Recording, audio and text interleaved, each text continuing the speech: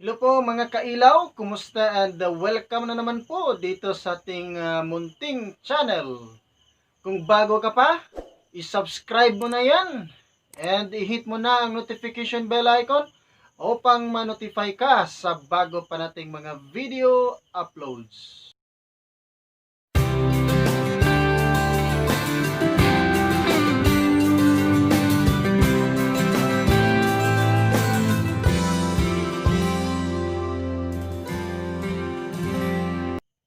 Hello po sa lahat ng mga kailaw natin dyan. Lalo na po sa nag-request nitong ating content po. Sana'y panoorin mo ito kaibigan. And sana'y magbigay ito ng karagdagang kaalaman at aral sa buhay po. Ngayon po ay meron tayong isang napakahalagang topiko mga kailaw. At sana'y ito po yung panoorin ngayon dahil napaka-importante ito para sa lahat. So, simulan na natin mga kailaw. Ito po. So, ang topic natin ngayon mga kailaw ay tungkol po ito sa paano natin makamit ang tunay na kaligtasan. So, pag sinasabi nating tunay na kaligtasan, ibig sabihin mga kailaw ay meron din namang fake na kaligtasan. So, sa video natin ito mga kailaw, ay malalaman niyo po kung fake ba o tunay ang kaligtasan na meron kayo.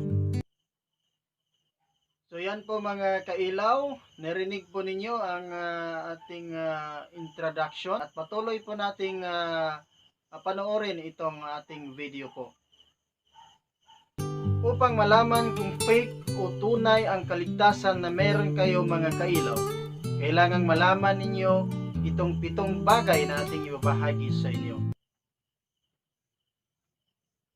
Oh, 7 bagay mga kailaw, medyo mataas po, ngunit dahil importante ito, so sana'y manood pa kayo po. So ipagpatuloy lang natin po. Number 1, kailangan alam mo na makasalanan ka. Ito po ang katotohanan mga kailaw. Hindi lang ikaw, kundi ako rin at ang lahat ng tao sa mundo ay talagang makasalanan po. Ang patunay po dyan ay makikita natin sa salita ng Diyos, Romans 3 verse 23, na kung saan sinasabi po na ang lahat ay nagkakasala at lumayo sa kalooban ng ating Panginoong Diyos. So yan po ang katotohanan mga kailaw, dahil totoo naman talaga na tayo po ay makasalanan. Walang isang tao dito po sa mundo na hindi nakakasala. Lahat nakakasala talaga. Dito naman tayo sa pangalawa mga kailaw. Kailangan maniwala ka na may langit at impyerno. Totoo naman talaga mga kailaw na may langit at impyerno. Siyempre pinatunayan po yan sa salita ng Diyos. Diyan po sa Revelation chapter 21 verse 8. Pinakita po diyan na may impyerno. And siyempre sa Revelation chapter 21 verses 9 to 27, pinatunayan din po diyan na may langit talaga at may purpose ang Panginoon. Bakit niya nilikha ang mga ganong mga lugar?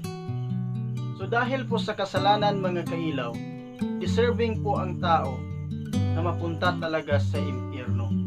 At dahil dyan, nangangailangan ng tao ng isang tagapagligtas.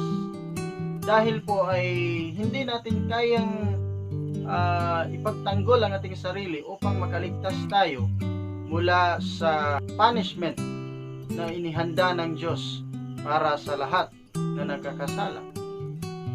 So ngayon, sa ikatlo, kailangan natin natanggapin na meron tayong tagapagligtas.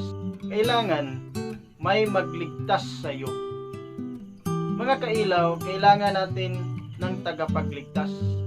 Kung tingnan naman natin ang banal na kasulatan mga kailaw, dyan po sa Acts chapter 4 verse 12, makikita po natin na may iisa lamang tagapagligtas.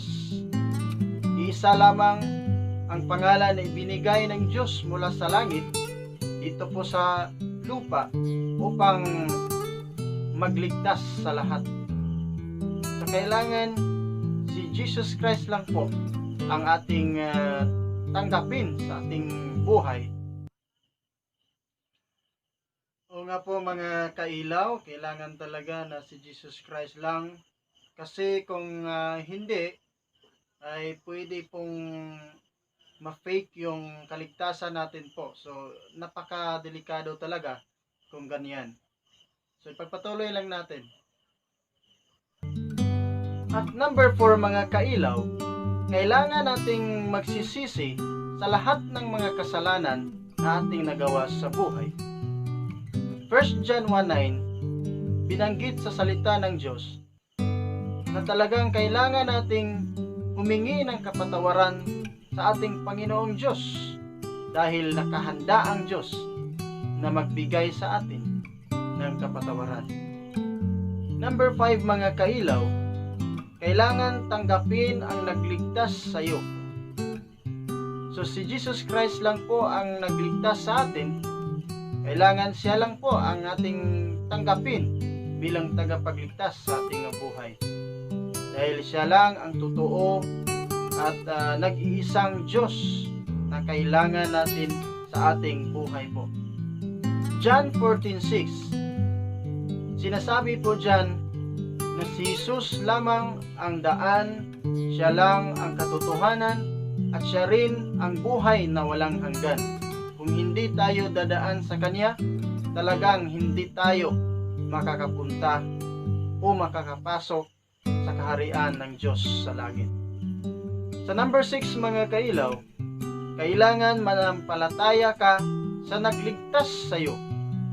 So syempre si Jesus Christ ang nagligtas sa ating buhay mula sa kapahamakan dahil sa ating mga nagawang kasalanan.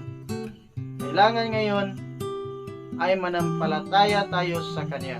Kailangan nating mananalig sa Kanya mga kailaw, dahil paano naman natin siya sundin kung hindi tayo mananalig sa Kanya? So kailangan talaga ang pananampalataya rito. Pang-7 at huli mga kailaw ay magpatuloy po sa pagsamba, pananalig at iba pa sa pagsunod sa ating Panginoong Diyos.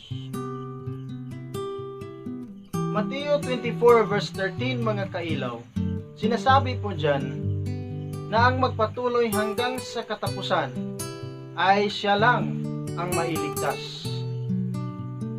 So kailangan talaga natin na magpatuloy, hindi lang yung sa isang saglit lang na tayo ay mananampalataya at sumunod sa yapak ng Diyos. Kailangan mula nung tayo ay tumanggap kay Jesus na bilang tagapagligtas sa ating buhay at Panginoon, kailangan hanggang sa katapusan ay patuloy tayong manampalataya, magsamba sa Kanya, dahil yan talaga ang tiningnan ng Diyos sa ating buhay. At dahil dyan, sa lahat na nabanggit nating mga bagay, mula sa number 1 hanggang sa 7, talagang makikita natin kung saan ba tayo, sa faith or sa tunay na kaligtasan. Dahil ang tunay na kaligtasan mga kailaw, dito po natin makikita sa number 7 na siya talaga ay magpatuloy hanggang sa katapusan. So sana po mga kailaw ay nabigyan ko kayo ng mga panibagong aral sa buhay, at sana ay ipagpatuloy niyo pa ang pagpanood sa ating mga videos dito po sa ating YouTube channel o Ilaw Yusipino TV. Maraming salamat and God bless.